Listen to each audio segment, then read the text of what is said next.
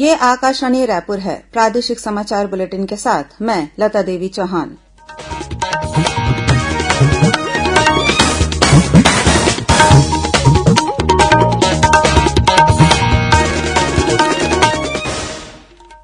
और अब पेश है आज के मुख्य समाचार। प्रदेश के स्कूली विद्यार्थियों को अब ख्याति प्राप्त प्रशिक्षण संस्थानों से इंजीनियरिंग और मेडिकल प्रतियोगी परीक्षाओं की कोचिंग दी जाएगी। 25 सितंबर से शुरू होगी स्वामी आत्मानंद कोचिंग योजना। भाजपा की पहली परिवर्तन यात्रा आज मैनपुर और राजिम तथा दूसरी परिवर्तन यात्रा रायगढ़ और खरसिया पहुंची। यात्रा में केंद्रीय मंत्री कृष्णपाल गुर्जर, राज्य मंत्री अन्नपूर्णा देवी, भानुप्रताप वर्मा और रामेश्वर तेली हुए शामिल। महासमुंद पुलिस ने रेहटीखोल चेकपोस्ट के पास 3 आरोपियों को गिरफ्तार कर उनके पास से 2 प्राचीन मूर्तियां बरामद की। और प्रधानमंत्री नरेंद्र मोदी कल सुबह 11 बजे आकाशवाणी पर मन की बात कार्यक्रम में देश विदेश के लोगों के साथ अपने विचार साझा करेंगे।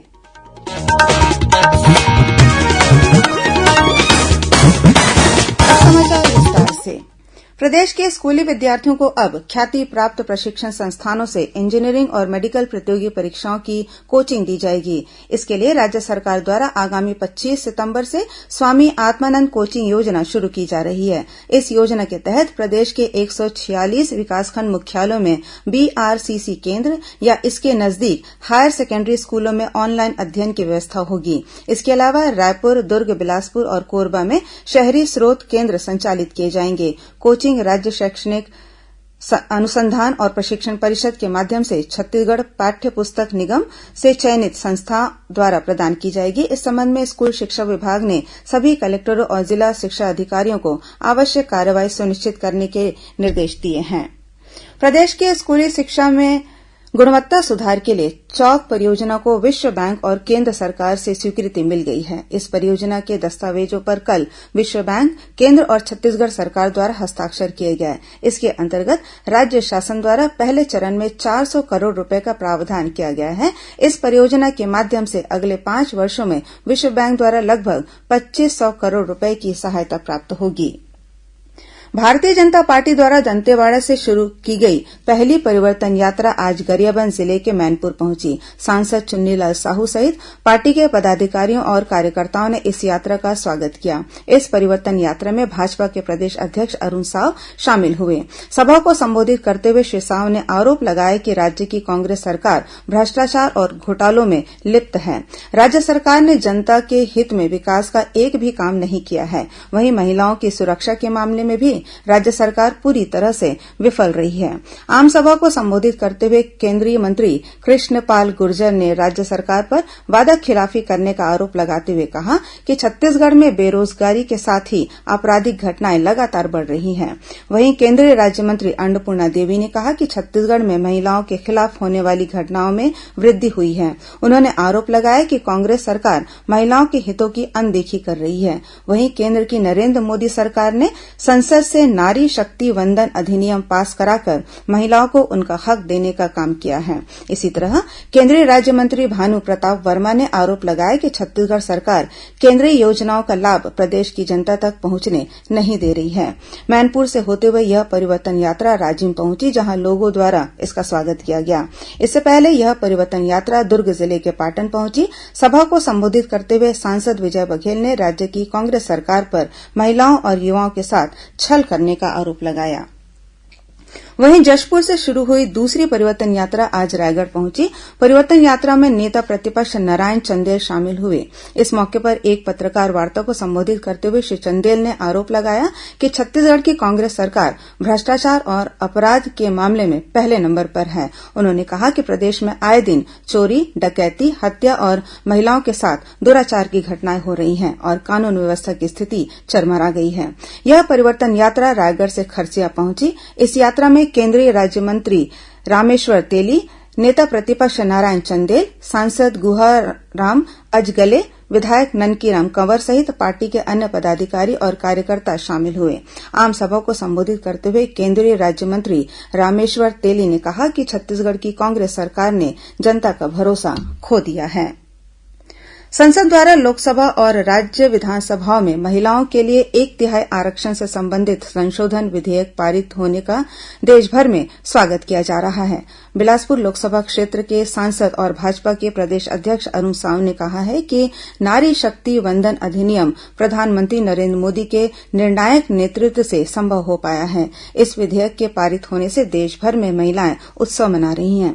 उन्होंने आरोप लगाया कि कांग्रेस ने इस विधेयक को लंबे समय से लटकाए रखा था।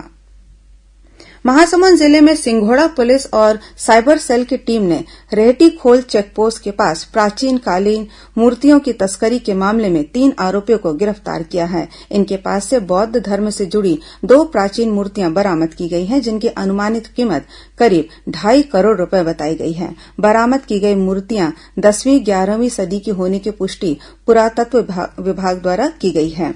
मिली जानकारी के मुताबिक आरोपी इन मूर्तियों को ओडिशा के अंगुल जिले के मंदिर से चुराकर एक कार से महासमुंद की ओर आ रहे थे। इसी दौरान रेहटीखोल चेकपोस्ट के पास पुलिस द्वारा वाहनों की जांच को देखकर आरोपी वाहन छोड़कर भागने लगे, जिन्हें पुलिस की टीम ने घेराबंदी कर पकड़ लिया। वहीं एक अन्य आरोपी फरार है। प्रादेशिक समाचार आप आकाशवाणी रायपुर से सुन रहे हैं और अब आगे बढ़ते हैं बाकी के समाचारों की ओर। प्रधानमंत्री नरेन्द्र मोदी कल सुबह 11 बजे आकाशवाणी पर मन की बात कार्यक्रम में देश विदेश के लोगों के साथ अपने विचार साझा करेंगे। यह मासिक रेडियो कार्यक्रम की 105वीं कड़ी होगी। यह कार्यक्रम आकाशवाणी और दूरदर्शन के समूचे नेटवर्क पर प्रसारित किया जाएगा। इसके साथ ही यह आकाशवाणी वेबसाइट तथा news on AIR mobile app पर भी उपलब्ध होगा। मन की बात कार्यक्रम का आकाशवाणी, दूरदर्शन समाचार, प्रधानमंत्री कार्यालय और सूचना तथा प्रसारण मंत्रालय के यूट्यूब चैनलों पर भी सीधा प्रसारण होगा। हिन्दी के प्रसारण के तुरंत बाद यह कार्यक्रम क्षेत्रीय भाषाओं में भी प्रसारित किया जाएगा। प्रसार भारती के सदस्य सचिव डीपीएस नेगी ने कहा है कि स्वच्छता ही सेवा अभियान न सिर्फ साफ सफाई को बढ़ावा दे रहा है, बल्कि इससे उत्पादकता भी बढ़ रही है। आज रायपुर में दूरदर्शन और आकाशवाणी के अधिकारियों की समीक्षा बैठक की अध्यक्षता करते हुए उन्होंने कहा कि प्रसार भारती के तहत दूरदर्शन और आकाशवाणी ने इस अभियान में पूरी सक्रियता के साथ भाग लेकर न सिर्फ लोक प्रसारक के रूप में अपनी छवि सुधारी है, बल्कि राजस्व भी अर्जित किया।